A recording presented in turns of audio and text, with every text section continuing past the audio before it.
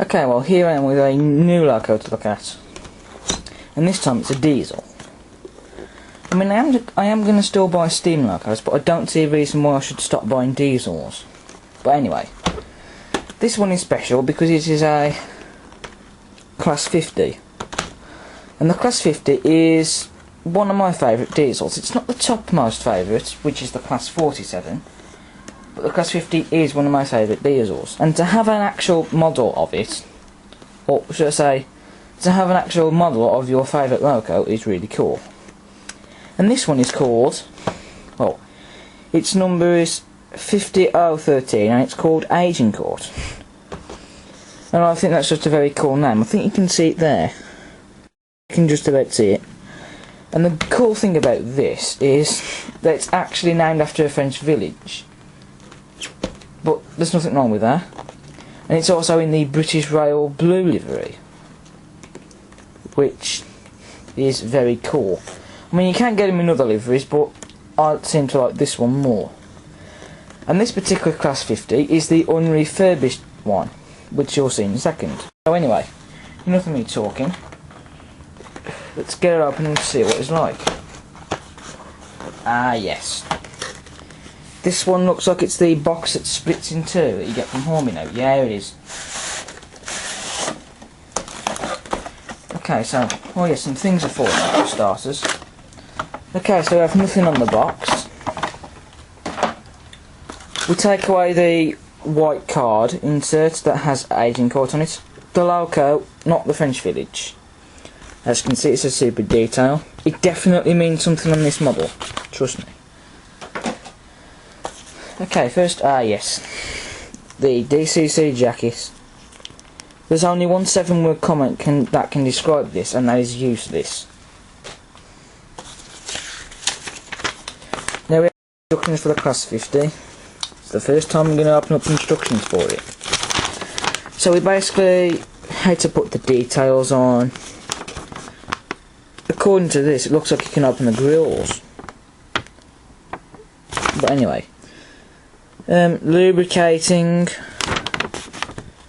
taking the body off, fitting it back on, putting a jip in it and all that. But you get it. And you get this, which is basically something to do for messenger models. Okay, now we come on to the best bit, opening it up. So we have the details that are in there, so we'll start by taking the plastic bands off.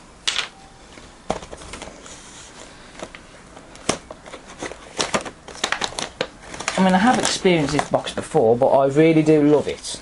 It's better than anybody else's. No one else gets closer. So we have the bag of accessories. We have the couplers, the brake pipes, and these are the tools which you actually use to open up the grills, which I'll show you later. And that's basically about it, to be honest. Yep, that's definitely it. Now we take off the plastic cover. And then this is the best bit of the box. Ta-da! The top lifts off. As you can see, we've got Hornby embossed on the top. And then what we have to do is lift the loco out. Then that bit goes to one side, and then we take the tissue paper off. Oh my god. She's absolutely incredible. Right, you have to excuse why I stopped it there, because I had to move the chair out, as you can see in the background. But anyway, I don't think it will affect the review too badly, so, well, as you can see, this is a brilliant model. Sprung metal buffers on the top there. Wipers on the windows. We have lots of detailing on the front, especially this, which is the vacuum brake, which basically is used to connect to other locos. It will work in reality, but not in model form. Just have to excuse it there because I had to move the camera and the tripod. Like I said, we have wipers on the windows. I'm expecting most of these lights up. We have warning signs there. Yes, opening doors. I think it has him on all of them. Yes, it has them on all. We have lots of detailing on the bogies here, especially this detailing here. We have it on that side as well. There's the nameplates, Agincourt. We don't get etched ones, which is quite good in a way, because they are quite fiddly to put on. Yes, I don't know if you can see it, but there is actually cab interior in there, painted. You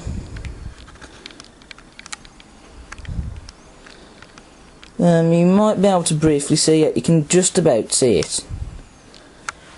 We've got the number as well, 50013. If we come around to there, we have the fuel tanks, which is very nicely detailed. I mean, here are the grills you can actually open using that tool, but they have a nice texture to it. I mean, what you could do is put some weathering around there, but I suppose that's for the serious modelers, really, isn't it? And that's something I don't want to do. These grills have texture as well. What nice texture, should I say? And the roof detailing on the top is very, very cool. I mean, I just can't really think of much to say, to be honest. As you can see, this is what I mean by the unrefurbished type, because on the refurbished ones, these are actually covered. On the unrefurbished one, it's not. And even the detail on this is spot on.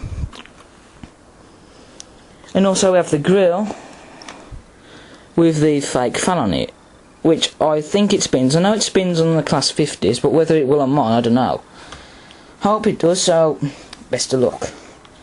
Before we get on to rerunning, I just want to point out, she's very, very heavy. Quite heavy, so that's good, because that's what we want.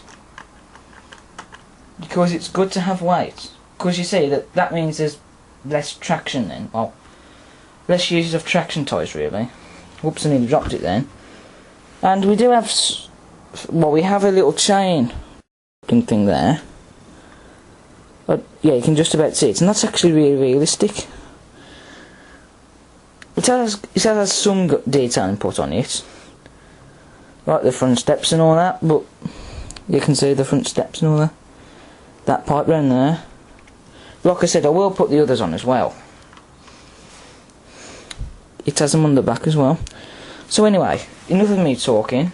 Let's get it on the track and see what it runs like. So, let's just line up the wheels. I know this has really been quick, I suppose, but then again, it's better than nothing. So, it's on now. The power is now turned on. And so let's give it some juice. But before we do that, I've just noticed the points here are not set properly. Well, they are now.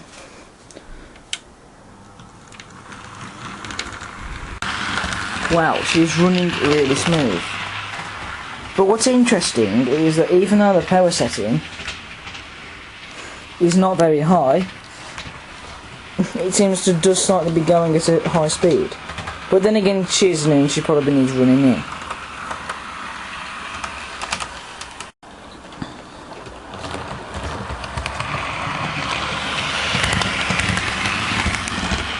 The lights are lighting up. Definitely.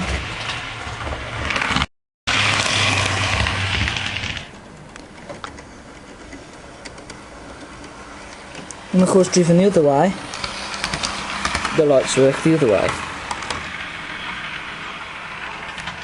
In fact, while she's driving this way, you might as well see if the fans spin or not. No, they're not spinning. Well, it's not spinning, which is very odd. But still, it doesn't really matter about the fan, to be honest. Come on, think about it. All that matters is the running. You see, with all these different speeds, she's still running quite smoothly. If it's slow speed or fast, there's just no problems. Definitely better than the lead model, okay.